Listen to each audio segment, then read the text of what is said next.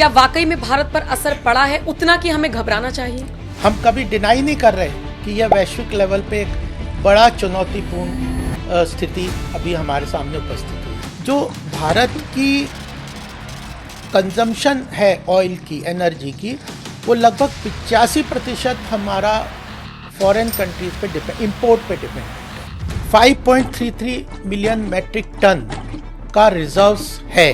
2021 में एक और इनिशिएटिव लिया सरकार ने, 6.5 मिलियन मैट्रिक टन का प्राइवेट सेक्टर को पीपीपी मोड पे और रिजर्व्स बनाने के लिए इनिशिएटिव लिया। वो अभी अंडर प्रोसेस है।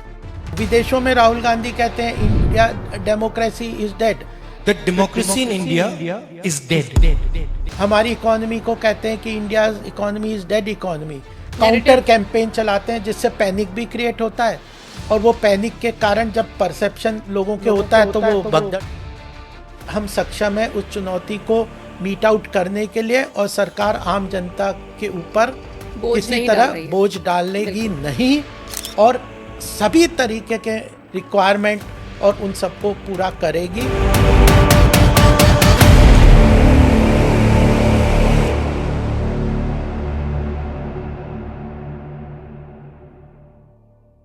नमस्कार, स्वागत है आप सभी का। आप देख रहे हैं एनएमएफ न्यूज। आपके साथ मैं हूं नम्रता चौधरी। दुनिया के कई देशों में इस वक्त युद्ध चल रहा है। इसका असर भारत पर किस तरीके से पड़ रहा है? अगर मैं ये सवाल पूछूं तो सबकी अपनी अलग अलग परिभाषा है। परिभाषा कैसे? अगर आप सरकार के किसी नुमाइंदे से बात करेंगे तो वो कह रहे हैं कि हमारे ऊपर कोई असर नहीं पड़ रहा। अगर आप विपक्षी दल के किसी नेता से बात करेंगे तो उनके हिसाब से सारा असर भारत पर ही पड़ रहा है। वास्तविकता क्या है? हालात क्या है? क्या वाकई में एलपीजी की, पेट्रोल की और तमाम चीजों की दिक्कत वाकई में हमारे देश में पैर पसार चुकी है, या फिर ये सारी अफवाहें हैं? आज एक बेहद खास शख्सियत से आपकी मुलाकात कराने जा रही हैं, जिनको अक्सर आपने टीवी डिबेट्स में देखा होगा, आर्थिक आंकड़े पेश करते हुए, बजट के आंकड़े पेश करते हुए, जीडीपी पर बात करते हुए। और आज उन्हीं से हम इन हालातों पर चर्चा करेंगे, क्योंकि वो बीजेपी के स्पोक्स पर्सन भी हैं, वो पेशे से सीए भी हैं, यानी कि चार्टर्ड अकाउंटेंट, बजट की बहुत अच्छी नॉलेज रखते हैं, और इसके अलावा समाज सेवी तो वो हैं ही। कुछ वक्त पहले हमने आपसे मुलाकात कराई थी उनकी, आज विस्तार से उन्हीं का पॉडकास्ट होगा। स्वागत कीजिए गोपाल कृष्ण अग्रवाल जी का। स्वागत है सर आपका। नमस्कार। एनएमएफ के सभी श्रोताओं को मेरा बहुत बहुत अभिनंदन, शुभकामनाएं। और मैंने देखा आपने जो रिलीज़ किया था अभी, बहुत अच्छा एक तरीके से प्रेजेंटेशन लगा, और उसके लिए आपका बहुत बहुत अभिनंदन। सर, जहां भी कहीं अच्छा काम होता है एनएमएफ न्यूज़ पहुंच जाता है। ये बहुत ज़रूरी है। बिल्कुल। देखिए, सामाजिक रूप से जब आप काम करते हैं तो उस आपके काम को जब लोगों तक जब पहुंचता है, बिल्कुल, तब औरों को भी प्रेरणा मिलती है कि पॉजिटिविटी की आज के समय में बहुत ज़रूरत है, कि समाज में एक बदलाव करने के लिए जो कोई अगर काम करे तो उसको स्पेस अगर आप देते हैं तो वो एक बहुत महत्वपूर्ण योगदान किसी मीडिया चैनल का है। बिल्कुल। सर देखिए, इतनी एक पर्सनालिटी है और बहुत सारी चीज़ें आप करते हैं, तो अगर मैं ये पॉडकास्ट आपकी पर्सनालिटी के हिसाब से करने बैठूं तो बहुत लंबा खिंच जाएगा। आज हम सिर्फ उसी आंकड़ों पर बात करेंगे जो इस वक्त देश में फैलाए जा रहे हैं, वो सच है या झूठ है। जैसे सबसे पहले जिस तरीके से युद्ध छिड़ा हुआ है, एक टॉपिक जो सबके जहन में है, क्या वाकई में भारत पर असर पड़ा है उतना कि हमें घबराना चाहिए? नहीं, देखिए, ये वैश्विक रूप से चुनौती है, और जिस तरह का डिसरप्शन हुआ है, चाहे सप्लाई चेन में ऑयल को लेके, पेट्रोल क्रूड ऑयल को लेके, नेचुरल गैस, एलपीजी, ये जो पूरा सप्लाई चेन है वो तो पूरी तरह से डिस्टर्ब हुआ है। और उसके कारण, उस डिस्टर्बेंस के कारण जो प्राइस राइज हुए हैं, क्योंकि गल्फ़ एक मेन सप्लायर कंट्रीज़ है, गल्फ़ का पूरा जो एरिया था वो सारे ऑयल का एक रिजर्वायर विश्व का वहाँ है, और वो एक हॉर्मुज़ उसी खाड़ी से वो सप्लाई होता था।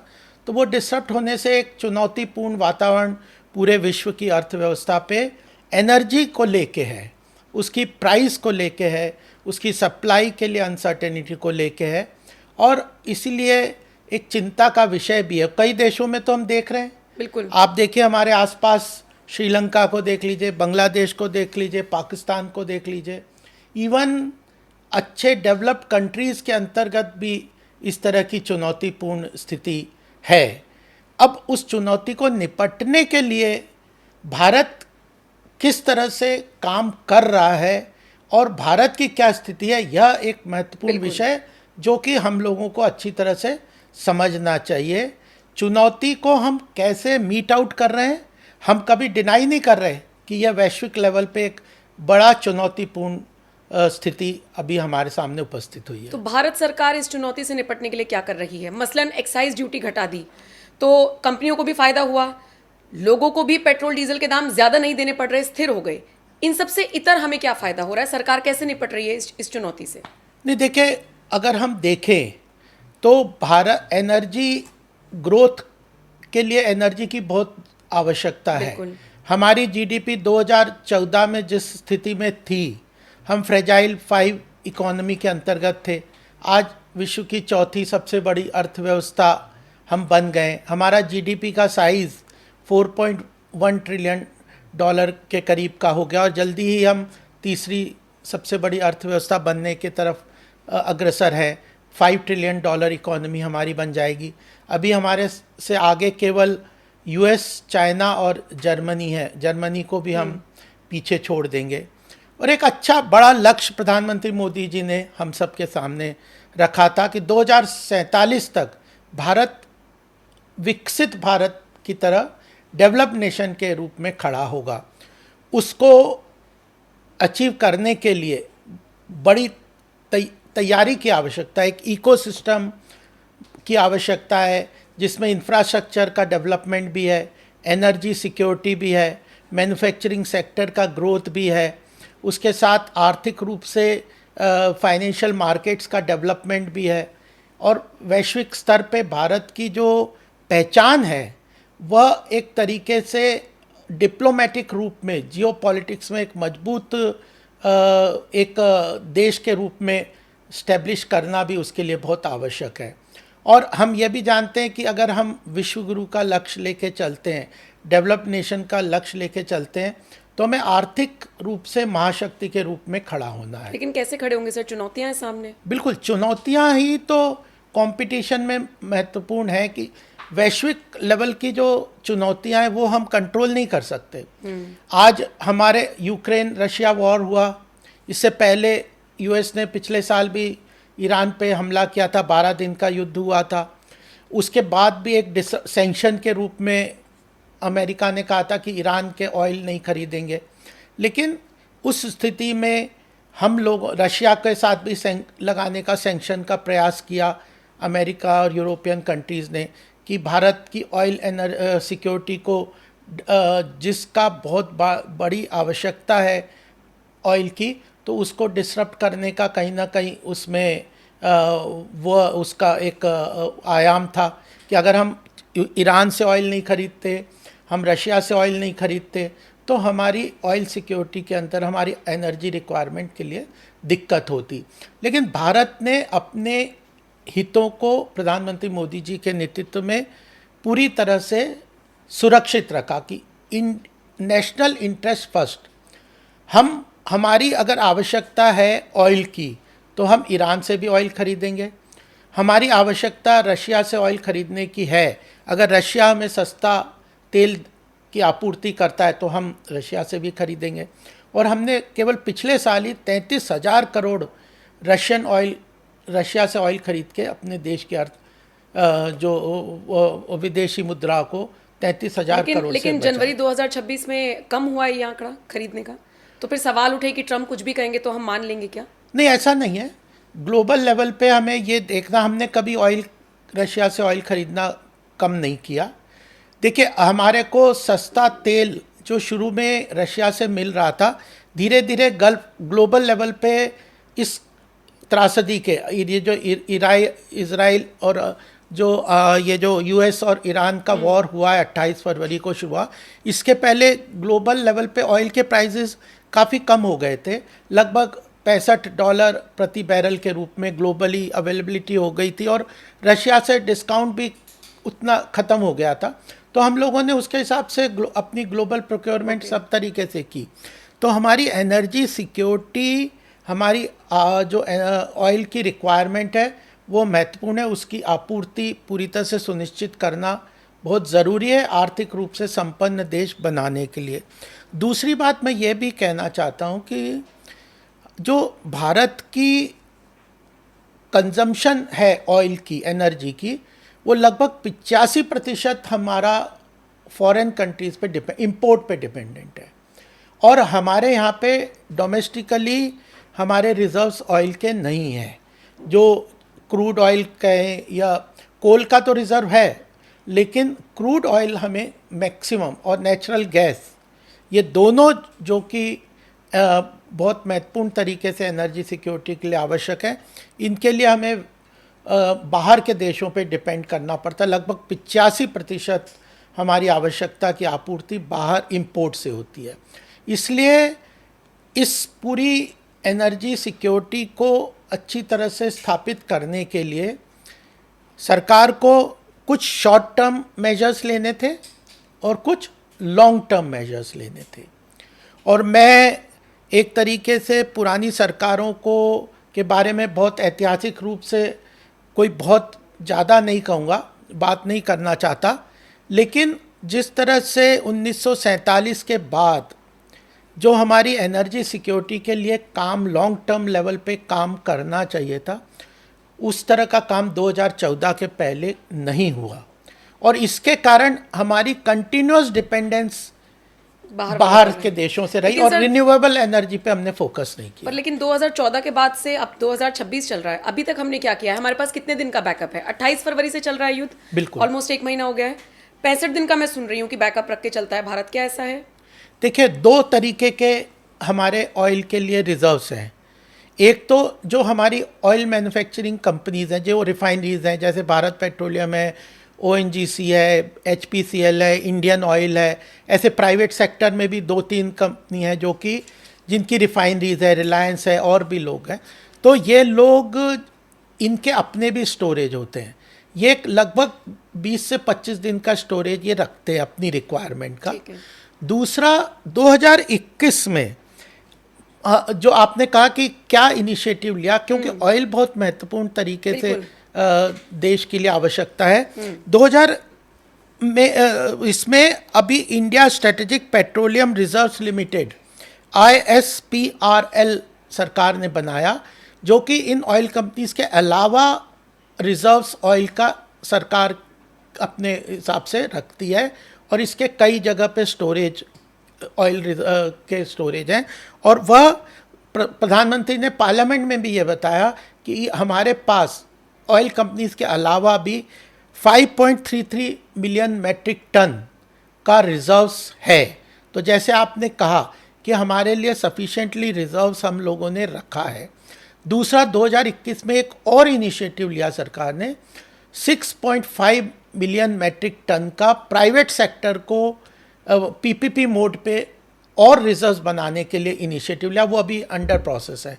तो जो ऑयल कंपनीज हैं उनका अपना 20 से 25 दिन का रिजर्व्स है। सरकार ने strategic reserves 5.33 million metric ton का रिजर्व्स अपने आप अलग से रखा हुआ है। हमारी रिफाइनरी कैपेसिटी काफ़ी बढ़ाई है। अगर मैं कुछ डेटा आपको दूं, देखिए, सबसे बड़ी महत्वपूर्ण बात है, हमें इसको गहराई से समझना चाहिए। अगर 2014 में जो हमारी ऑयल की रिक्वायरमेंट थी और 2024 में हमारा जो कंजम्पशन अगर हम देखें तो उसमें ड्रास्टिकली फ़र्क हुआ है, और काफ़ी तेज़ी से वो कंजम्पशन बढ़ा है। क्योंकि हमारी यानी इकोनॉमी ग्रो की है। जैसे जैसे इकोनॉमी करेगी, आज ही रिपोर्ट आई है मॉर्निंग में कि जो कार सेल्स है, highest number of car sales हमने इस महीने अचीव की है। मैन्युफैक्चरिंग सेक्टर IIP का जो नंबर देखते हैं तो वो 52 से भी ऊपर है। यानी मैन्युफैक्चरिंग सेक्टर ग्रो कर रहा है, कार सेल्स बढ़ रही हैं, एनर्जी कंजम्पशन सब सेक्टर्स में बढ़ रहा है, डिफेंस में मैन्युफैक्चरिंग हो रही है, ऑटोमोबाइल्स में हो रही है, सेमीकंडक्टर्स में हो रहा है। इस तरह के जो फार्मास्यूटिकल इंडस्ट्रीज़ बढ़ रही हैं, तो डोमेस्टिकली भी लाइफ का पर कैपिटा इनकम बढ़ रही है, तो डोमेस्टिक कंजम्पशन भी बढ़ रहा है। तो हमारा कंजम्पशन ऑयल का, एनर्जी का बढ़ता जा रहा है। उसको मीट आउट करने के लिए सरकार ने रिन्यूएबल एनर्जी का 2014 के बाद बहुत एक तरीके से इनिशिएटिव लिए हैं कि हमारी ये जो ऑयल के इंपोर्ट पे डिपेंडेंसी कम हो और रिन्यूएबल सोर्सेस ऑफ एनर्जी उसके अंतर्गत हमारा जो कैपेसिटी है वो काफ़ी बढ़े। और मैं आपको ज़रूर, अब जैसे हम चर्चा करेंगे तो मैं आपको डेटा भी बताऊंगा कि रिन्यूएबल एनर्जी में ड्रास्टिकली सरकार ने मोदी जी के नेतृत्व में इनिशिएटिव लिया है। 2014 के बाद चाहे वो सोलर एनर्जी हो, चाहे वो बायोफ्यूल्स हो, इवन का जो कॉम्प्रेस्ड बायोगैस है, ये जो घरों में कचरा होता है शहरों में, उसको भी गैस में कन्वर्ट करने के अंतर्गत सरकार ने बहुत इनिशिएटिव लिए। तो सर अगर 2014 से लेके 26 तक इतने रिन्यूएबल एनर्जीज में इतने ट्रांसफॉर्मेशन आए हैं या इतने इनिशिएटिव्स लिए गए हैं, तो फिर 85% हम बाहर इंपोर्ट्स पे क्यों हम डिपेंडेंट है ऑयल के लिए, गैस के लिए? ये हम यहीं पे क्यों नहीं क्रिएट कर रहे हैं? बिल्कुल यही सब 10-11 साल हो गए हैं। नम्रता जी, बहुत महत्वपूर्ण क्वेश्चन है कि हम अभी भी 85% अपना ऑयल की रिक्वायरमेंट एनर्जी की हम इंपोर्ट करते हैं, जबकि मैं खुद बोल रहा हूं कि हमने रिन्यूएबल एनर्जी में इनिशिएटिव लिया। तो मैं आपको एक ही डेटा दूंगा कि 2014 में हमारा जो कंजम्पशन था ऑयल का 1.65 मिलियन मैट्रिक टन था, ठीक है, और वो बढ़ के 2024-25 में 2.39 मिलियन मैट्रिक टन हो गया है। यानी 1.65 से बढ़ के 2.39 मिलियन मैट्रिक टन बढ़ा। और हमारा जो पर कैपिटा एनर्जी कंजम्पशन है 2014 में 957 किलोवाट पर आवर था, वह 52% बढ़ के आज वह 1460 किलोवाट पर आवर हो गया। यानी हमारा कंजम्पशन ड्रास्टिकली बढ़ा है। तो हमने जो इंक्रीज कंजम्पशन है उसको मीट आउट करने के लिए जो ग्रोथ हुई है कंजम्पशन में, ऑयल की रिक्वायरमेंट में, जीडीपी की ग्रोथ के कारण उसको मीट आउट करने के लिए फोकस किया है कि हम रिन्यूएबल एनर्जी पे ज़्यादा फोकस करें। अब मैं रिन्यूएबल एनर्जी का आपको थोड़ा डेटा जरूर दूंगा। जो इलेक्ट्रिसिटी इंस्टॉल कैपेसिटी मेगावाट में है वह 2014 में थी 2,67,000 मेगावाट, 2,67,000 मेगावाट थी कन्वेंशनल और रिन्यूएबल मिला के। वह 2000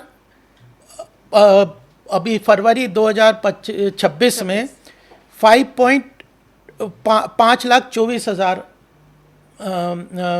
मेगावाट कंजम्पशन हो गई, यानी मोर देन डबल हो गई है हमारी इंस्टॉल कैपेसिटी रिन्यूएबल और जो कन्वेंशनल एनर्जी, जिसमें कन्वेंशनल में ऑयल है, नेचुरल गैस है, कोल है, ये प्लस रिन्यूएबल की, तो ये डबल हो गई इंस्टॉल कैपेसिटी इसी पीरियड में। और उसमें रिन्यूएबल का ग्रोथ आप देखिए, टोटल रिन्यूएबल एनर्जी की जो हमारी जो कैपेसिटी थी, इंस्टॉल कैपेसिटी 2014 में 31,692 ये जो मेगावाट थी जो 2014 में, वो बढ़ के अभी 2,15,000 मेगावाट हो गई, यानी 7 टाइम्स बढ़ी है रिन्यूएबल एनर्जी। ठीक है, जो टोटल कंजम्पशन हमारा बढ़ा, ऑलमोस्ट दुगना हुआ, बट रिन्यूएबल एनर्जी का प्रोडक्शन इंस्टॉल कैपेसिटी हम लोग 7 गुना बढ़ा दिए। 31,000 मेगावाट से 2,15,000 केवल ये 11 महीने में हो गई। अभी तो मार्च का और फिगर आएगी तो और भी बढ़ेगी, यानी 7 टाइम्स बढ़ा। और उसमें hydro power, wind power, biomass, waste to energy और सोलर की कैपेसिटी अकेला बताऊं, भारत में सूरज की अवेलेबिलिटी, सन की काफ़ी अवेलेबिलिटी है। वो 2014 में था 2,631 मेगावाट। वो कैपेसिटी अभी फरवरी की फिगर है 1,43,604 मेगावाट, यानी कितने गुना ये बढ़ गई है। लेकिन सर इसका फायदा क्या हुआ है?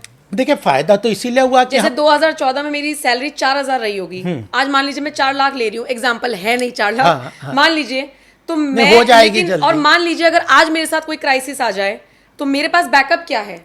मैंने इतना कमा लिया, मेरे पास बैकअप क्या है? तो मैं यही समझना चाह रही हूँ कि आंकड़े ठीक है, लोगों को समझ में आ जाएंगे, हाँ, हाँ। लेकिन अगर मेरा देश अभी क्राइसिस में है तो मेरे पास बैकअप में क्या है? देखिए, कितना मैं- गुना बड़ा, उससे क्या फर्क पड़ता है? नहीं, देखिए, मैंने तो आपको बताया कि हमारे पास लॉन्ग टर्म सॉल्यूशन यही है कि हमें एनर्जी पे फॉसिल फ्यूल में ऑयल के ऊपर जो डिपेंडेंस है उसको कम करना है। और ऑयल के ऊपर डिपेंडेंस कम करने का, क्योंकि डोमेस्टिकली तो प्रोडक्शन है नहीं ऑयल का बड़ा, तो उसको कम करने का एक ही रास्ता है कि हम रिन्यूएबल एनर्जी पे जाएं, सोलर, विंड, हाइड्रो, इनके ऊपर जाएं। और ये जो बायोमास, एथेनॉल ब्लेंडिंग, तो इसके ऊपर बड़े इनिशिएटिव लिए अल्टीमेटली लॉन्ग टर्म में एनर्जी रिक्वायरमेंट बढ़ती जाएगी। मैंने आपको डेटा दिया इलेक्ट्रिसिटी कंजम्पशन का, ओवरऑल कंजम्पशन का। जैसे जैसे जीडीपी बढ़ेगी, जैसे जैसे हमारी इकोनॉमी स्ट्रांग होगी, वैसे वैसे हमारी एनर्जी रिक्वायरमेंट बढ़ती जाएगी।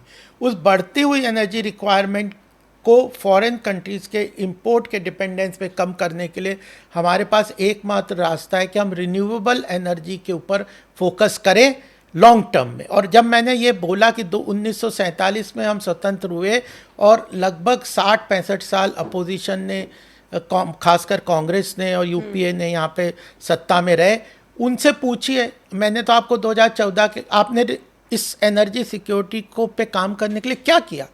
ठीक है, उन्होंने तो सिंपल इंपोर्ट के ऊपर ही डिपेंडेंस रखी। हम लोगों ने रिन्यूएबल एनर्जी के ऊपर काम किया। और यही नहीं, आप एक ही एग्जांपल लो, आजकल सब आप देखते होंगे पेट्रोल और डीजल में एथेनॉल मिक्सिंग को एक ले लो, 20% हम पेट्रोल में एथेनॉल मिक्स कर रहे हैं। एथेनॉल मिक्स 20%, मतलब हमने रिक्वायरमेंट इंपोर्ट की कम कर दी कि नहीं? हम डोमेस्टिकली एथेनॉल मिक्सिंग करके हम एक तरीके से अपने किसानों को भी फ़ायदा दे रहे हैं, उनको ज़्यादा से ज़्यादा उनके एग्री प्रोडक्ट से हम बायो डीजल बना रहे हैं, बायो पेट्रोल बना रहे हैं, बायोफ्यूल्स बना रहे हैं, उसको मिक्स करके हम पेट्रोल के कंजम्पशन में जो इंपोर्ट को कम कर रहे हैं, तो 20% वहाँ पे किया है। ऐसे ही एक और इनिशिएटिव सरकार ने लिया है, वह है कि ये जो म्यूनिसिपैलिटीज़ हैं, सिटीज़ में है, आज आप देखते होंगे कि आज एलपीजी के ऊपर भी काफ़ी चर्चा हो रही है। एक ऑल्टरनेटिवली पीएनजी के ऊपर है, पाइप्ड नेचुरल गैस के ऊपर, घरों में पाइप के थ्रू गैस नेटवर्क बढ़ा के सरकार गैस की आपूर्ति करने की कोशिश कर रही है। बहुत डिस्ट्रिक्ट वाइज लेवल पे बहुत जगहों पे इस तरह का गैस पाइपलाइन का अंतर्गत गैस सप्लाई की जा रही है। और उसमें सरकार ने यह एक नई स्कीम लेके आए हैं, वो है जो ये जो है सतत है ना, जिसमें ये कॉम्प्रेस बायोगैस, शहर का जो कचरा होता है, जो कचरा होता है, बायोडिग्रेडेबल कचरा होता है, उसको गैस में कन्वर्ट करने के प्लांट्स लगाए। लगभग 75 म्यूनिसिपैलिटी में सरकार ने टारगेटेड लेके इस पीरियड में कोशिश की है कि वहाँ पे जो बायोडिग्रेडेबल वेस्ट है उसको गैस में कन्वर्ट करके और रेसिडुअल को फर्टिलाइज़र में कन्वर्ट करके उस गैस को पीएनजी के अंतर्गत मिक्स करके नेचुरल गैस के अंदर घरों में सप्लाई किया जाए। ये बहुत ट्रिमेंडस तरीके से, मतलब लेकिन ये सारे इनिशिएटिव्स वो हैं जो लॉन्ग टर्म के लिए हैं। नहीं, लॉन्ग टर्म मतलब अगर आज एथेनॉल भी मिक्सिंग तो अभी हो रही है, सीबीजी भी मिक्स हमारे देश में पेट्रोल डीजल की ऑयल की कोई कमी है अभी मौजूदा हालात में? करंट सिचुएशन चुनौतीपूर्ण है, क्योंकि अभी हम लोग बहुत सारा ऑयल इंपोर्ट करते हैं, लेकिन उसमें भी सरकार ने शॉर्ट टर्म मेजर्स किए ही है। शॉर्ट टर्म मेजर ये है कि 28 फरवरी के पहले हम 27 कंट्रीज से ऑयल इंपोर्ट करते थे और आज के समय में हम 41 कंट्रीज के साथ हम oil import, crude oil import कर रहे हैं। दूसरा, हमारे कई जो पीएसयूज हैं, जो ऑयल कंपनी ओएमसी है, उन्होंने स्ट्रेटेजिकली कई फॉरेन कंट्रीज़ में ये जो वेल्स होते हैं, एक्सप्लोरेशन के वेल्स हैं, ऑयल के, गैस के, उनको स्ट्रेटेजिकली बाय किया है। ब्राज़ील में किया है, मोज़ाम्बिक में किया है, रशिया में कई ऑयल वेल्स हमारे इंडियन कंपनीज़ के पास हैं। ब्राज़ील इतना बड़ा सोर्स ऑफ क्रूड ऑयल है, वहाँ पे हमारी तीनों ऑयल कंपनीज ने मिलके कई ऑयल वेल्स को स्ट्रेटेजिक एसेट्स को एक्वायर किए, वहाँ से प्रोडक्शन शुरू हो जाएगा। मोजाम्बिक गैस का बहुत बड़ा भंडार है, तो ऑल्टरनेटिव कंट्रीज़ में जहाँ पे ऑयल और गैस की अवेलेबिलिटी है उन जगहों पे स्ट्रेटेजिक एसेट्स हमारी कंपनीज एक्वायर कर रही है। साथ में हमने जो अपनी बास्केट ऑफ जो कंट्रीज़ है जिनसे हम ऑयल और गैस खरीदते हैं वो 27 कंट्रीज से खरीदते हैं, उसको डाइवर्सिफाई करके 41 देशों के साथ आज हम खरीद रहे हैं। तो रिन्यूएबल एनर्जी, तो मतलब आगे के लिए हमें कोई दिक्कत नहीं होगी, ये मैं मान लूं। देखिए चुनौतियां होती हैं, हाँ नहीं, अब देखिए चुनौतियां भी हैं, हाँ और हम 27 की जगह 41 से भी खरीद रहे हैं, हाँ, तो फिर हमें दिक्कत नहीं होनी चाहिए ना। नहीं देखिए प्राइस का तो इम्पैक्ट पड़ ही रहा है ना। आज जो मैंने जैसे आपको शुरू में बताया कि जो 28 फरवरी के पहले जो क्रूड ऑयल का ग्लोबल लेवल पे प्राइस था वो लगभग $70 प्रति बैरल था, आज वो 110 और 115 105 अलग अलग लेवल पे उसका वहाँ पे उस तरह से उसकी प्राइसिंग में, तो प्राइस तो इम्पैक्ट हो रहा है, जिसके कारण आपने भी अभी बताया कि सरकार ने एक्साइज कम की है। एक आम जनता का ये जो हमारा जो भारतीय जनता पार्टी का अंत्योदय का लक्ष्य है कि कितनी भी बड़ी चुनौती हो तो एक समाज के हर जो गरीब तबका है उसको उसका इम्पैक्ट नहीं पड़े, कम से कम पड़े, उसका इम्पैक्ट कंपनीज और सरकार अपने ऊपर उस बोझ को ले, इसलिए एक्साइज तो कम की है, लेकिन अभी तक इतना सब होने के बाद भी सरकार ने पेट्रोल डीजल किसी के दाम बढ़ाए नहीं है। लेकिन चूल्हा कैसे जलेगा लोगों के घर का? नहीं बिल्कुल, देखिए लोग एलपीजी कह रहे हैं कि वापस से हमें पहले उज्ज्वला के जरिए सिलेंडर दिया, अब वो मिल नहीं रहा है गैस भरवाने के लिए, तो हमें वापस चूल्हे पे आ जाना पड़ रहा है। तो मैं वो समझना चाह रही हूँ, देखिए सर क्या होता है अगर शॉर्ट टाइम किल्लत है तो हम आम जनता है, हम सब एडजस्ट कर लेंगे। अगर हमें लगता है कि ज्यादा लंबी दिक्कत है तो फिर हम लोग घबरा जाते हैं, ये ह्यूमन नेचर है। तो मैं वो सिचुएशन आपसे समझना चाह रही हूँ। देखिए आपको ये समझना चाहिए कि जब चुनौतीपूर्ण वातावरण होता है तो कौन सरवाइव करता है? वो सरवाइव करता है जो मजबूत हो अपने स्थिति में, वर्तमान स्थिति में। आज अगर हम अपनी आर्थिक स्थिति देखें, मैंने आपको बताया बांग्लादेश, पाकिस्तान में तो सैटरडे संडे का लॉकडाउन घोषित हो गया है। कई कंट्रीज ने लॉकडाउन घोषित कर दिया है। कुछ लोग इस तरह कहने लगे थे कि कोविड की तरह की स्थिति ना हो जाए, लेकिन आज हमने कोई लॉकडाउन नहीं किया। सरकार बार बार कह रही है कि ऑयल और पेट्रोल डीजल में दाम बढ़ गए हैं, हमारी प्रोक्योरमेंट के दाम बढ़ गए, लेकिन हमने आम जनता पे कोई उसका भार नहीं डाला है। सरकार एक्साइज भी कम कर रही है, तो हमारी आर्थिक रूप से हम बहुत मजबूत स्थिति में हैं। जब हम ये कहते हैं कि हम विश्व की चौथी बड़ी अर्थव्यवस्था बन गए हैं, तो केवल जीडीपी की साइज के कारण साइज ही नहीं देखा जाता, हमारा इन्फ्लेशन। आज के लोग कह रहे हैं कि ये ऑयल प्राइस के कारण महंगाई बहुत बढ़ जाएगी। आज हमारी महंगाई दर 3% से भी कम है। एक समय वो यूपीए में 10% की महंगाई दर के पास थे, आज हमने उसको महंगाई दर को भी कंट्रोल किया है, inflation under control. Fiscal deficit, सरकार ने इस बार 2026 का बजट पास किया, 53 लाख करोड़ रुपए का खर्चा सरकार कर रही है। कितना बड़ा साल में सरकार कर रही है, जिसमें 17.5 लाख करोड़ का इंफ्रास्ट्रक्चर डेवलपमेंट का बजट है। जन कल्याणकारी योजनाओं में जो प्रधानमंत्री किसान अन्न देने की योजना है, 90 करोड़ लोगों को अन्न राशन फ्री दे रहे हैं, तो गरीब तबके को भी राशन मिले, उसको उज्ज्वला के माध्यम से आज 9 करोड़ के करीब उज्ज्वला गैस कनेक्शन। गैस नहीं मिल रही ना सर? नहीं मिल रही। देखो गैस को डोमेस्टिक सप्लाई में सरकार ने कोई कटौती नहीं की है, कमर्शियल उसमें भी 70% की प्रोक्योरमेंट पूरी तरह से सरकार करने की वो दे रही है, और पीएनजी की तरफ ले जा रहे हैं। एलपीजी की फिर भी 33 करोड़ लोगों को गैस एलपीजी के थ्रू कनेक्शन दिया गया है, 33 करोड़ लोग गैस एलपीजी यूज़ करते हैं। सरकार का लक्ष्य है कि जल्दी से जल्दी पीएनजी की तरफ चल जाए, क्योंकि उसकी कमी नहीं है। एलपीजी हम बाहर से इंपोर्ट करते हैं और इसमें पीएनजी का नेटवर्क उतना ज़्यादा अभी नहीं है, तो उसकी प्रोक्योरमेंट काफ़ी हो रही है, तो उसकी तरफ चले जाएं। और पूरी तरह से सरकार ने बार बार आश्वासन दिया, हमारी ऑयल कंपनीज ने भी दिया है कि डोमेस्टिक कंजम्पशन के लिए गैस की, पेट्रोल की, डीजल की, किसी चीज़ की कमी नहीं होने वाली। और हमारे अर्थव्यवस्था के जो मैक्रो इकोनॉमिक पैरामीटर्स हैं, inflation under control, fiscal deficit बहुत अच्छी स्थिति में है।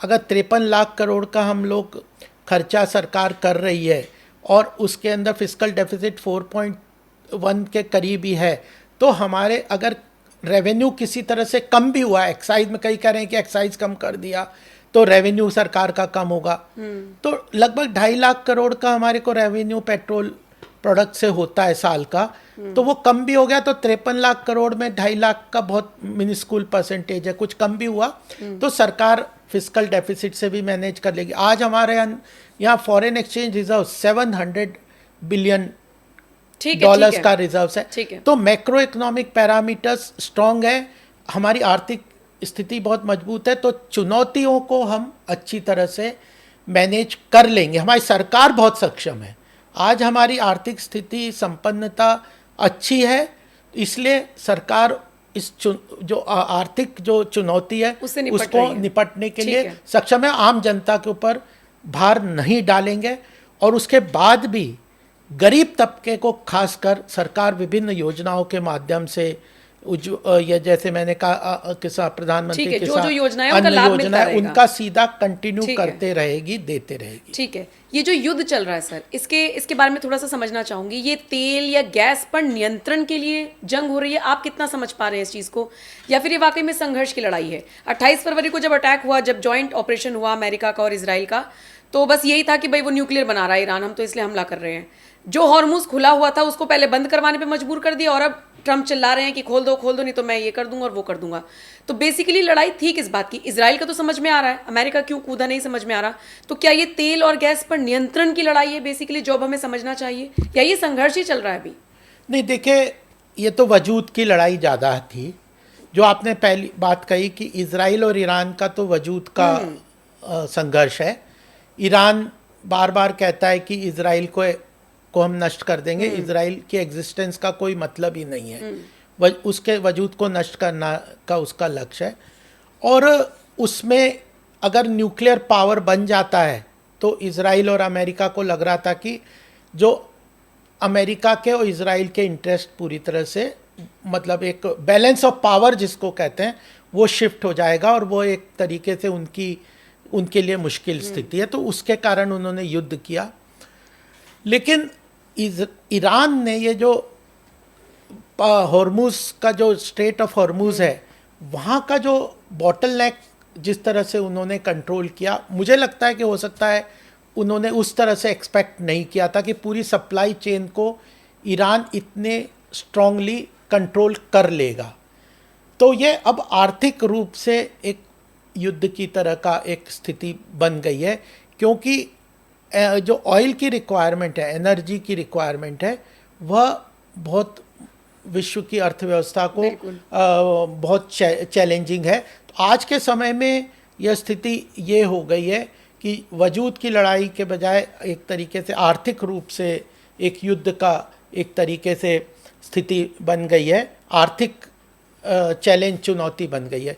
और भारत की कूटनीतिक तरीके से जिस तरह से मुझे लगता है कि हमें ये समझना चाहिए, चर्चा भी करनी चाहिए कि भारत ने एक न्यूट्रल स्टैंड लेके एक तरीके से कूटनीतिक तरीके से बैलेंस्ड अपने इंटरेस्ट को सेफगार्ड किया है और हमारी एनर्जी सिक्योरिटी को, आज हमें ईरान भी ऑयल सप्लाई करने को तैयार है, गल्फ़ की कंट्रीज़ भी ऑयल सप्लाई करने को तैयार है, रशिया भी ऑयल सप्लाई कर रहा है, मोज़ाम्बिक, इज़राइल, ये मोज़ाम्बिक और ब्राज़ील, इन सब जगहों से तो 41 कंट्रीज से हम ऑयल ले रहे हैं। तो आज हमारा नेशनल इंटरेस्ट को प्रायोरिटी रखते हुए एक तरीके से कूटनीतिक तरीके से एक पेशेंस के साथ, बिना बहुत तरीके से वोकल हुए, सरकार ने हमारे देश के इंटरेस्ट को सेफगार्ड करने का काम किया। हमारे यहाँ का विपक्ष तो चिल्ला रहा है। पहले उनका कहना है कि मीडिएटर की भूमिका में पाकिस्तान कैसे आ गया, भारत क्यों नहीं आया, हालांकि न्यूट्रल रहने में हम फायदा देख रहे हैं अपना। और दूसरी तरफ वो ये भी कह रहा है कि एनर्जीज की लड़ाई है, उसकी सारी रणनीति है। तो कई मोर्चे पर भारत सरकार पर भी सवाल खड़े हो रहे हैं जो विपक्ष की तरफ से हो रहे हैं। इस पर क्या कहेंगे? देखिए, ये तो मेरे ख्याल से तो यह कूटनीतिक तरीके से बेटर स्ट्रेटेजी है। अगर हम युद्ध में एक साइड ले लेते हैं तो अननेसेसरी हम अपने आप की गर्दन कहीं फंसाने वाली बात करते हैं।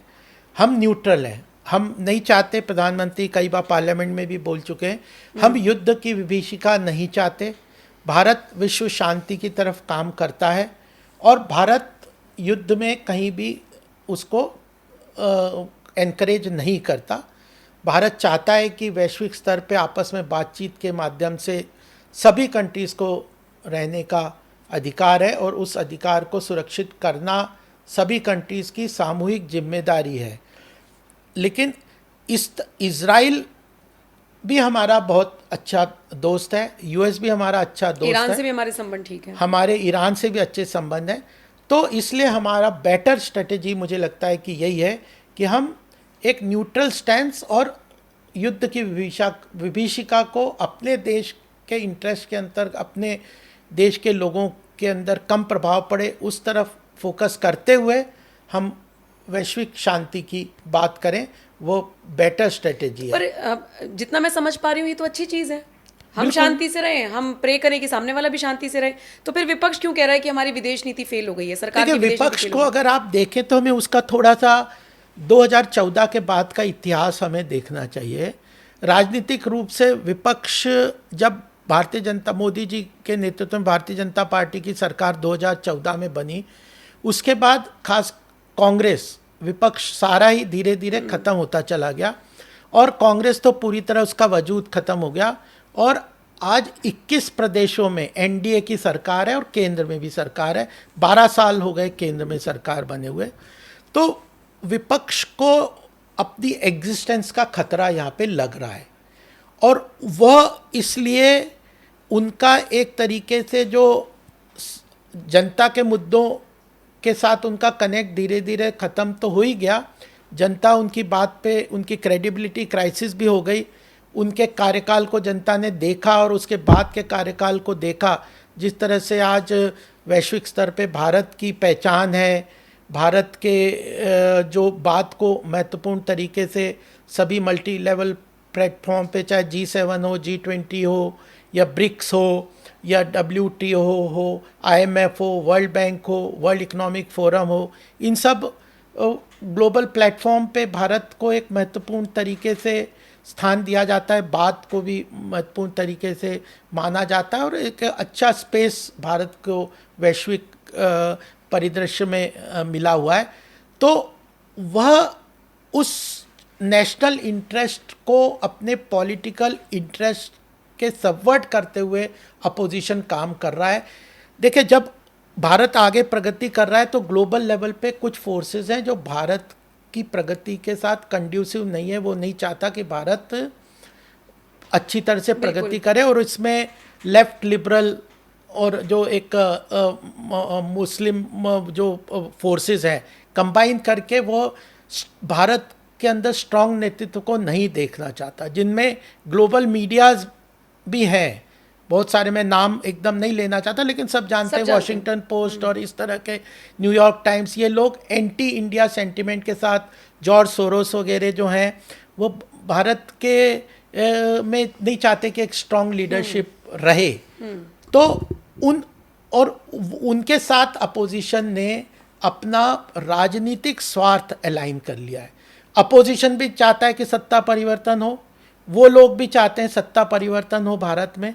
तो अपोजिशन जो अपने इंटरेस्ट को उनके साथ अलाइन करके एंटी इंडिया सेंटिमेंट्स को, यानी मोदी नेशनल इंटरेस्ट को और मोदी जी के इंटरेस्ट को अलाइन करते हुए एंटी मोदी को एंटी इंडिया, तो मतलब एंटी मोदी होते होते एंटी इंडिया स्टेटमेंट आ जा रही है वो। क्योंकि और भारत के लोग तो पैनिक हो रहे हैं। अपने राजनीतिक इंटरेस्ट को अपोजिशन ने ग्लोबल एंटी मोदी फोर्सेस के साथ अलाइन करके सत्ता परिवर्तन के प्रयासों को हवा देने का काम किया। तो जब भी आप देखेंगे कि जो राहुल गांधी का कोई स्टेटमेंट होगा उसको हमारे अपोनेंट कंट्रीज़ हैं जो हमारे साथ चाहे वो पाकिस्तान हो, चीन हो, ऐसे कंट्रीज के सपोर्ट करते हैं, पसंद आते हैं वो बयान उनको सपोर्ट करके उनको कोट करते हैं। तो विदेशों में राहुल गांधी कहते हैं इंडिया डेमोक्रेसी इज डेड, हमारी इकोनॉमी को कहते हैं कि India economy is dead economy, यहाँ पे डेमोक्रेसी ख़त्म हो गई। आपके भी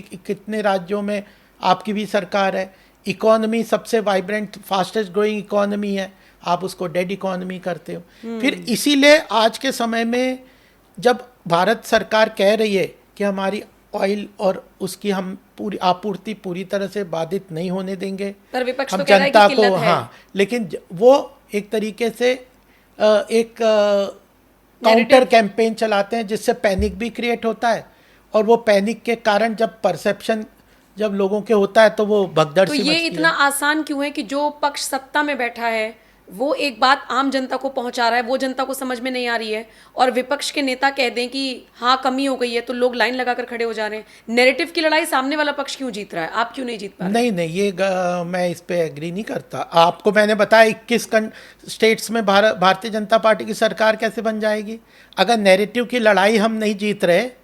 वो तो ग्लोबल लेवल पे कुछ फोर्सेस के साथ अलाइन हो रहे हैं, वो इसलिए लगता है कई बार जगह, अदरवाइज तो जनता तो हमारे साथ है। आज भी आप देखो 21 स्टेट्स में हमारी सरकार है, केंद्र में सरकार है। अभी जो 4-5 स्टेट्स में जो अभी इलेक्शन चल रहे हैं, बंगाल को देख लीजिए, बंगाल में बहुत अच्छी तरह से नहीं 21 स्टेट्स में आपकी सरकार है, वो मैं उस सरकार नहीं, तो नैरेटिव की लड़ाई भी हम जीत रहे आप हैं। मेरा सवाल शायद समझे नहीं। हाँ। नैरेटिव का मतलब ये है कि आपने कहा कोई दिक्कत नहीं है, हाँ, आम जनता तक बात पहुंच गई, हाँ। लेकिन सडनली हम देख रहे हैं कि लाइनें लगा लगा कर लोग खड़े हो गए क्योंकि एक नैरेटिव सामने से चलाया गया कि बहुत किल्लत है जी, बहुत दिक्कत हो गई है, जैसे लोकतंत्र खतरे में है तो संविधान खत्म हो जाएगा तो ये लोग आरक्षण खत्म कर देंगे, सब नैरेटिव की लड़ाई थी। तो ये लोग इतना प्रबल तौर पर कैसे उसको फैला देते हैं कि आम जनता पैनिक हो जाती है? पैनिक तो अभी आप किसी बैंक के बारे में बताओगे तो थोड़ा सा जरा इनसिक्योरिटी की फीलिंग ग्लोबल लेवल पे तो है ना। और मैं कभी डिनाई नहीं कर रहा कि चुनौती नहीं है, ये युद्ध भारत के लिए भी एक चुनौतीपूर्ण वातावरण खड़ा कर रहा है। लेकिन मैं ये कह रहा हूँ कि हमारा नेतृत्व और देश नेतृत्व में विल पावर है, कमिटमेंट है और विजन है, और हमारे देश की स्थिति जो है आर्थिक रूप से अच्छी है। इन दोनों के कारण हम उस चुनौती को अच्छी तरह से झेल लेंगे और निकल जाएंगे। लेकिन चुनौती है, अब वो चुनौती को वो एम्पलीफाई करते हैं और एम्पलीफाई करते हैं। अभी आप किसी बैंक के बारे में कहने लग जाओ, अफवाह उड़ा दो, तो किसी वो एकदम तुरंत भगदड़ मच जाएगी। तो ये एक तरीके का वो कोशिश करते हैं और लोगों को लगता है वो देख रहे हैं पाकिस्तान में हो सकता है भारत में भी हो जाए, वो सोच देख रहे हैं बांग्लादेश में हो रहा है, वहाँ पे लॉकडाउन हो गया, बड़े बड़े कंट्रीज में हो गया। तो इस तरह, और दूसरा हमारी ऑयल डिपेंडेंस तो है ही, बिल्कुल, और ये बात लोगों को पता है इसलिए। लेकिन फिर भी आप देखें तो एक तरीके से इसीलिए आज का यह चर्चा भी बहुत महत्वपूर्ण है। आप जैसे मीडिया चैनल, आप जैसे जागरूक तरीके से जो जनता के बीच में सही खबर ले जाने के लिए प्रयासरत लोग हैं, उनका बहुत महत्व भी है कि जो आम जनता को पैनिक करने की ज़रूरत नहीं है। हम ये डिनाई नहीं कर रहे कि चुनौती नहीं है, बट हम सक्षम है उस चुनौती को मीट आउट करने के लिए, और सरकार आम जनता के ऊपर किसी तरह बोझ डालेगी नहीं, और सभी तरीके के जो long term, short term, immediate requirement और उन सबको पूरा करेगी और उन तरह की स्थिति को निपटने के लिए आगे बढ़ेगी। ठीक है, एक बात और बताइए सर, ये भी नैरेटिव विपक्ष की तरफ से ही आता है, डील्स को लेकर वो लोग सवाल उठाते हैं कि जो हम विदेशों में डील करते हैं, खासकर वो तो अमेरिका को लेकर बड़ा रहता है उनका कि भाई हम इस पर बात करें। तो मुझे ये समझना है कि चाहे एनर्जी डील हो, चाहे कोई किसी भी तरह की डील हो, भारत स्वतंत्र है पूरी तरीके से डील करने में?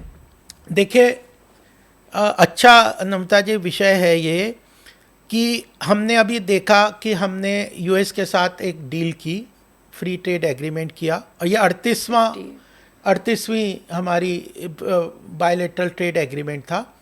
इसके पहले यूरोपियन यूनियन से किया और उसमें लगभग 25-26 देश उसमें इंक्लूडेड हैं। हमने ऑस्ट्रेलिया से किया, यूएई से किया, गल्फ कंट्रीज से किया, जर्मनी से किया, यूके के साथ किया। तो जब पहले तो मल्टीलेटरल ट्रेड एग्रीमेंट होते थे अलग अलग ग्रुप्स में, WTO के हिसाब से सबको सब के ऊपर लागू हो जाते थे। धीरे धीरे जब अमेरिका में ने डिसरप्ट किया और यूनिलेटरल रेसिप्रोकल ट्रेड टैरिफ लगाएंगे इसके नाम से उन्होंने बहुत ज़्यादा टैरिफ सब कंट्रीज़ पे लगा दिया, तो एक ग्लोबल ट्रेड में एक डिसरप्शन सप्लाई चेन में हुआ, उसके कारण टैरिफ बहुत बढ़ गया, एक्सपोर्ट के ऊपर काफ़ी एक तरीके से रेस्ट्रिक्शन आए। तो इस चीज़ को लेके हमारी सरकार ने कोशिश की कि हमें और कंट्रीज़ के साथ ट्रेड बढ़ाना चाहिए, और हमने बायलैटरल ट्रेड एग्रीमेंट अलग अलग कंट्रीज़ के साथ, इंडिविजुअल कंट्रीज़ के साथ किए, जिसके कारण हमारा यूके के साथ बहुत ट्रेड बढ़ा, जर्मनी के साथ बढ़ा, यूरोपियन कंट्रीज़ के साथ बढ़ा, ऑस्ट्रेलिया के साथ बढ़ा। हमारी सप्लाई चेन को मतलब अच्छी तरह से सुरक्षित करने का काम ये बायलैटरल ट्रेड एग्रीमेंट के अंतर्गत हुआ। अमेरिका इन ग्लोबल जो डिसरप्शंस हैं या जियो पॉलिटिक्स हैं, अब कोई कहे कि रशिया यूक्रेन का युद्ध क्यों हुआ, इसके कारण आपको असर नहीं होगा, अमेरिका के जो स्टेप्स हैं उनके भी असर होगा, लेकिन उसको पेशेंसली नेगोशिएट करके भारत के इंटरेस्ट को सेफगार्ड किया। अमेरिका का प्रेशर था कि भाई आप एग्रीकल्चर सेक्टर को उनके एक्सपोर्ट के लिए खोल दो, हमने नहीं खोला। जब उन्होंने हमारे मैरीन सेक्टर के अंदर जब टैरिफ लगा दिया, तो हमने यूरोप के साथ अपने फिशरीज़ और इस सेक्टर को मार्केट, यूरोप के साथ फटाफट ट्रेड एग्रीमेंट किया, और हमने अपने मैरीन सेक्टर को, फिशरीज सेक्टर को यूरोपियन मार्केट का एक्सेस दिया। हमने अब इन कंट्रीज़ के साथ अभी 2026 का जो बजट आया, इसमें हमारा ये चाइना के ऊपर क्रिटिकल मिनरल्स के लिए हमारी डिपेंडेंस बहुत ज़्यादा है, क्रिटिकल मिनरल्स के लिए। तो हम लोगों ने पूरा एक क्रिटिकल मिनरल्स डेवलपमेंट का पूरा एक बजट के अंतर्गत प्रावधान किया, जिसमें कि जो इंपोर्ट ड्यूटी कम की है। तो इस तरह से सेमीकंडक्टर भारत में बने, अभी तक कोई सेमीकंडक्टर फैक्ट्री देश में नहीं थी, अब काफ़ी सारे जगहों पे, गुजरात में और नोएडा में हम लोग रहते हैं, यहाँ पे भी सेमीकंडक्टर की बहुत बड़ी फैक्ट्री डेवलप हो गई है।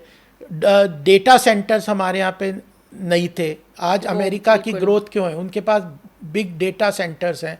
भारत में 140 करोड़ जनसंख्या है, इतना डेटा जनरेट होता है, वो डेटा अगर हमारे देश में रहे और यही प्रोसेस रहे, तो आज के समय में डेटा एक तरीके से एक गोल्ड, बिग डेटा को गोल्ड की तरह से एक अर्थव्यवस्था का रिसोर्स माना जाता है। वो डेटा आज हमारे यहाँ डेटा सेंटर्स की कमी है, बहुत सारे डेटा सेंटर्स बन रहे हैं, उसकी पॉलिसी लेके आए। जो अभी न्यूक्लियर एनर्जी के अंदर शांति बिल इस पिछले सेशन में लेके आए, तो इतने सारे इनिशिएटिव लेके आ रहे हैं, बजट में भी ला रहे हैं, अर्थव्यवस्था में इंफ्रास्ट्रक्चर भी कर रहे हैं, रिन्यूएबल एनर्जी भी कर रहे हैं, अर्थव्यवस्था के लिए जो आवश्यकता है मैन्युफैक्चरिंग सेक्टर को सपोर्ट कर रहे हैं, बायलैटरल ट्रेड एग्रीमेंट्स कर रहे हैं अलग अलग कंट्रीज़ के साथ, और जो चुनौती जहाँ पे होती है उसको भी हम लोग नेशनल इंटरेस्ट के साथ कॉम्प्रोमाइज। लेकिन अगर मैं आपसे फिर ये सवाल पूछूं, ये जो सारे डेटा आप दे रहे हैं, जो आंकड़े आप दे रहे हैं, ये सुनने में बहुत अच्छे लग रहे हैं और लोगों को समझ में आ रहा होगा कि हम आगे बढ़ रहे हैं, बिल्कुल। अभी है ना, लेकिन फिर भी अगर मैं आपसे पूछूं कि क्या आने वाले वक्त में महंगाई बढ़ेगी? लोगों के बीच में ये चर्चा है। देखिए, महंगाई बढ़ने, ग्लोबल ऑयल का इम्पैक्ट प्राइस इंक्रीज का होगा। सप्लाई में मैं कह रहा हूँ कोई दिक्कत नहीं है, ठीक है। प्राइस इंक्रीज हुआ है, वो एक चुनौती है। प्राइस इंक्रीज को सरकार अपने कंधे पे लेके आम जनता पे कोशिश मतलब कह रही है कि हम आम जनता पे उसका बोझ नहीं डालेंगे।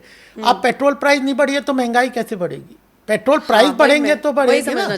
तो ये क्या मतलब, जब आप किसी को कोई हमें कह रहा है महंगाई बढ़ जाए, अरे बढ़ तो सकती है, लेकिन बढ़ेगी क्यों? जब सरकार पेट्रोल प्राइस बढ़ाएगी तब बढ़ेगी ना, तब बढ़ेगी। हमने पॉलीमर्स वगैरह के अभी एक और रिफाइनरी बन रही है, आंध्र प्रदेश में एक और बड़ी रिफाइनरी बन रही है। हम ऑयल रिफाइनरीज अपने यहाँ कर रहे हैं।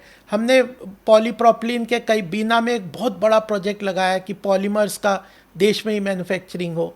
तो आत्मनिर्भर भारत की बात कर रहे हैं हम, सब तरीके से जनता पे भार भी नहीं डालेंगे। महंगाई तो बढ़ने का तो तभी होगा जब पेट्रोल प्राइस बढ़ेगा, अगर वो नहीं होगा तो मुझे नहीं लगता, और थोड़ा बढ़ेगा भी तो अभी हमारी तो 3% से कम की महंगाई दर है।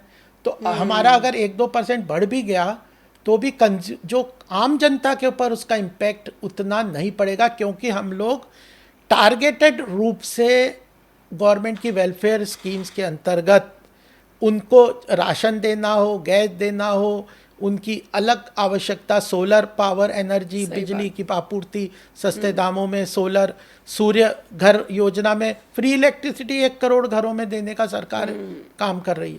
तो इस तरह से मुझे नहीं लगता कि बड़ा चैलेंजिंग रूप से इन्फ्लेशन बढ़ेगी। थोड़ा बहुत बढ़ेगी भी तो आरबीआई का जो टारगेट है वो 4% ±2%, उसी टारगेट के अंदर रहने की पूरी तरह से हमें उम्मीद है। और हमारे पास फिस्कल जो वो है, जो गैप है, यानी फिस्कल डेफिसिट का जो खर्चा का बढ़ाने का जो कैपेसिटी है, वो फिस्कल डेफिसिट आज 4% है। वो भी काफ़ी अच्छी तरह से, आप अगर डेवलप्ड कंट्रीज़ का आप देखोगे तो फिस्कल डेफिसिट उनका बहुत हाई है। तो हम लोगों के पास डेट जो लेना, सरकार को पैसे की आवश्यकता होगी तो वो डेट ले सकती है, उधार ले सकती है। वो भी आज वो केवल जीडीपी का 56% ही हमारी डेट है, उसमें अंदर भी स्पेस है, फिस्कल डेफिसिट में स्पेस है, इन्फ्लेशन में स्पेस है, जीडीपी ग्रोथ 7% से ऊपर बढ़ रही है तो थोड़ा कम भी हो गई, तो ये आम जनता को उसका असर मुझे नहीं लगता कि होगा। और बहुत लंबा तो युद्ध कैसे चलेगा, ये ग्लोबल लेवल पे एक तरीके से सबको इम्पैक्ट पड़ रहा है, और ये सब परेशान हो रहे हैं। जब चुनौती आएगी तो जो स्ट्रांग है वो उसको फायदा होगा। आज आप तो मुझे तो लगता है कि हमें तो ये चुनौती में जो वीक नेशन होंगे वो और बुरे हालत में हो जाएंगे और हम तो और मजबूती से आगे बढ़ेंगे। अच्छा सर, स्ट्रेट ऑफ हॉर्मुज की तो हर कोई बात कर रहा है। हालांकि अगर हम देखें, आपने शुरुआत में जिक्र किया कि न्यूट्रल संबंध हमारे काम आ रहे हैं और हम सबको समझ में आ रहा है कि हमारे जहाज़ों को निकलने दिया गया है। हाँ। तो स्ट्रेट ऑफ हॉर्मुज का तो चलिए समझ में आ गया, लोगों को जो आम जनता है जिन्हें ये सारे टर्म्स नहीं पता थे, उन्हें भी पता लग गए। लेकिन बाब अल मंडेरा का क्या करें? अगर इसे भी बंद कर दिया गया, मैं एक आंकड़ा पढ़ रही थी कि 32% तेल बाजार में पहुंचना बंद हो जाएगा अगर बाब अल मंडेरा ये बंद कर दिया गया। आप थोड़ा इस टर्म को समझा पाएंगी, क्या है, कैसे काम करता है, भारत पर इसका कितना इम्पैक्ट होगा? नहीं, देखिए, सप्लाई चेन डिसरप्ट होती है तो होता ही है, कॉस्ट भी बढ़ती है ये करते, लेकिन हम जो डाइवर्सिफाई कर रहे हैं ना ऑयल को, गल्फ कंट्रीज के ऊपर डिपेंडेंस को कम करके रशिया के साथ हम ऑयल खरीद रहे हैं और भी कंट्रीज के साथ 41। हाँ, तो वो उसके कारण वो गल्फ, पहले ज़्यादातर हमारा मैक्सिमम सारा इंपोर्ट ऑयल गल्फ कंट्रीज से आता था, तो हॉर्मुज और उधर से थोड़ा अब लंबा रास्ता हो गया, लेकिन अल्टीमेटली दूसरी कंट्रीज से भी हम ऑयल लेंगे और हम लोग उस तरीके से उस चीज़ों को आगे समय में उसको डील भी करेंगे। क्या होगा ये तो प्रेडिक्ट नहीं कर सकते, बट किसी भी चुनौती को लेते हुए अपनी मजबूत स्थिति से हम फायदा ही अपने लिए आगे बढ़ने के क्या हमारा ग्रोथ रेट इससे कम होगा? चीफ इकोनॉमिक एडवाइज़र ने अभी 2-3 दिन पहले जो मंथली इकोनॉमिक जो रिपोर्ट आती है स्टेट ऑफ इकोनॉमी, उसमें कहा है कि यह चुनौती है और थोड़ी ग्रोथ, हमारी जीडीपी ग्रोथ रेट थोड़ी कम हो सकती है, तो इसलिए वो एक तरीके, लेकिन फिर भी हमारा अब 7.4% की जीडीपी ग्रोथ जो हम 8.3 एक्सपेक्ट कर रहे थे 2026 में, वो नॉमिनल ग्रोथ रेट है। अगर इन्फ्लेशन को अगर ऐड कर लेते हैं तो नॉमिनल ग्रोथ रेट हमारी लगभग 9 से 10% की हो जाती है। तो लेकिन अगर फिर भी होगा तो थोड़ा बहुत कम भी फर्क पड़ेगा। तो हमने कोविड के समय में भी देखा, एक समय तो बुरी तरह से हमारी अर्थव्यवस्था, बिल्कुल उस जैसा तो दौर लोग जब देख के निकल गए तो उनके लिए तो ये चुटकी भर है। उसके बाद तुरंत हमारी बढ़ गई, तो ये टेम्पररी हुआ। लेकिन उस समय कई लोग कोशिश कर रहे हैं कि कोविड जैसी स्थिति अभी हो गई है, ऐसा नहीं है। उस समय डिमांड जो थी, आपूर्ति की आवश्यकता पूरी तरह से डिसरप्ट हो गई थी, यानी मार्केट में डिमांड ही नहीं थी। लोग, लॉकडाउन हो गया, लोगों ने कंजम्पशन कम कर दिया, घूमना फिरना बंद हो गया, तो जो आपूर्ति जो थी वह, उसकी जो डिमांड थी वो कम हो गई, लेकिन जो सप्लाई साइड थी वह उस समय एक्सेस हो गई, तो वो एक तरीके से वो उसने रिसेशन की स्थिति लेके आई। लेकिन आज के समय में डिमांड कम नहीं हुई है, डिमांड तो पूरी है। कोई ना लॉकडाउन है, इसीलिए लॉकडाउन भी नहीं कर रहे हैं कोई। डिमांड हमारी किसी तरह से कम। अभी आज ही बिजनेस स्टैंडर्ड का एक सर्वे रिपोर्ट आया, आप देखेंगे, उसमें उन्होंने कहा कि कॉरपोरेट सेक्टर ने कहा है कि हम तो जो हमारे इन्वेस्टमेंट प्लान है वो कंटिन्यू कर रहे हैं। क्यों? क्योंकि ऑलमोस्ट उनकी जो 70 से 75% की जो कैपेसिटी है वो आज की डिमांड को मतलब वो उसको आपूर्ति करने के लिए डिमांड उससे ज़्यादा हो गई है, तो वह अपने इन्वेस्टमेंट्स को कम नहीं कर रहे, फ्यूचर के लिए पॉजिटिव है। भारत की अर्थव्यवस्था को लेके प्राइवेट गवर्नमेंट अपनी स्पेंडिंग कम नहीं कर रही, पब्लिक सेक्टर अंडरटेकिंग भी लगभग 10 लाख करोड़ के उनके न्यू इन्वेस्टमेंट प्लान्स हैं, वो भी पूरी तरह से वो कंटिन्यू कर रहे हैं। फिर उसके साथ जो प्राइवेट कैपिटल फॉर्मेशन है, प्राइवेट सेक्टर भी इन्वेस्टमेंट आगे कंटिन्यू कर रहा है। तो डिमांड की हमारी इकोनॉमी में कमी नहीं है।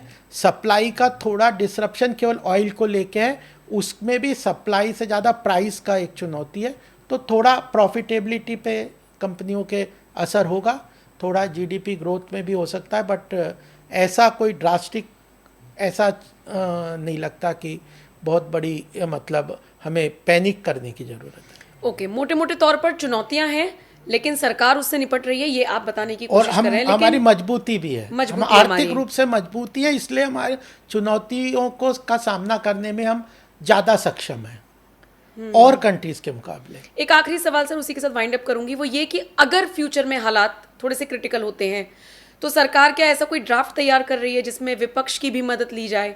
और क्या ये मुद्दा ऐसा नहीं बनेगा कि इस पर राजनीति हो? क्योंकि हम तो देख रहे हैं कि विपक्षी दल के नेता राजनीति कर रहे हैं इस मुद्दे पर। सिचुएशन कैसी भी हो, सबको अपनी राजनीतिक रोटियां सेकनी है, उस टाइम पर क्या ऐसा कोई ड्राफ्ट तैयार हो रहा है कि सबको साथ लेकर चलेंगे, जैसे हमने ऑपरेशन सिंदूर के टाइम पर देखा, एक डेलीगेशन, एक क्या 7 डेलीगेशंस भेजे गए थे, उसमें सब थे और वो देश की बात थी। अभी भी देश की बात है, तो फ्यूचर में अगर कोई क्रिटिकल सिचुएशन बनती है तो क्या सबको साथ लेकर आप कुछ ऐसा ड्राफ्ट तैयार कर रहे हैं?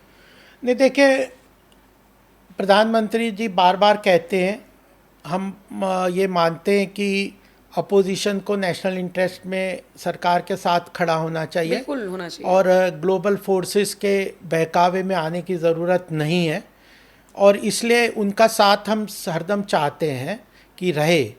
लेकिन नेशनल इंटरेस्ट में कॉम्प्रोमाइज़ हम करने की में नहीं है, चाहे पार्लियामेंट हो, चाहे बाहर हो, सड़कों पे हो, चाहे कहीं भी हो। अगर नेशनल इंटरेस्ट की प्रायोरिटी आएगी तो अपोजिशन साथ दे या ना दे, हम लोग राष्ट्र हित के लिए काम करते रहेंगे। वोट बैंक की पॉलिटिक्स इलेक्शन में ज़रूर करते हैं, लेकिन देश हित जहाँ पे आता है तो हम लोग राजनीतिक लाभ से ऊपर राष्ट्र हित को मान के चलते हैं, और उसके लिए अगर साथ चलना है तो साथ चलो, नहीं चलना है तो हम अकेले ही आगे बढ़ जाएंगे। इस आत्मविश्वास के साथ भारत के भविष्य, उज्जवल भविष्य को अपने सामने रखते हुए और पूरी तरह आश्वस्त रहते हुए, 140 करोड़ जनता में से मैक्सिमम लोगों का हमारे साथ पूर्ण विश्वास है, वह भी, वो शक्ति भी हमें एक नई ऊर्जा देती है। और ऊर्जा की कमी नहीं है। हाँ, ऊर्जा की कमी नहीं है, और विश्वास, आत्मविश्वास, संकल्प सबकी पूरी तरह से कोई कमी नहीं है। चलिए, बहुत बहुत शुक्रिया सर हमसे बात करने के लिए। मुझे बहुत अच्छा लगा आपके श्रोताओं के साथ जो चर्चा करके, और नम्रता जी आपके साथ भी बात करके बहुत अच्छा लगा सर। बाकी तो अब ये श्रोताओं के हवाले है, ये पॉडकास्ट आपके हवाले छोड़कर जा रही हूँ। गोपाल कृष्ण अग्रवाल को आपने सुना, कैसी लगी उनकी बातें, कितने सहमत हैं आप? आपको भी लगता है कि वाकई में थोड़ा सा माहौल चुनौतीपूर्ण है, लेकिन सरकार निपट रही है? आपके आसपास का माहौल क्या है? कितना आप इत्तेफाक रखते हैं इन बातों से? कमेंट सेक्शन में जरूर बताइएगा। आपके कोई सवाल हो, कोई क्वेरी हो, कोई सजेशन हो, छोड़ते जाइएगा। बहुत बहुत शुक्रिया इस पॉडकास्ट को देखने के लिए। नमस्कार। नमस्कार।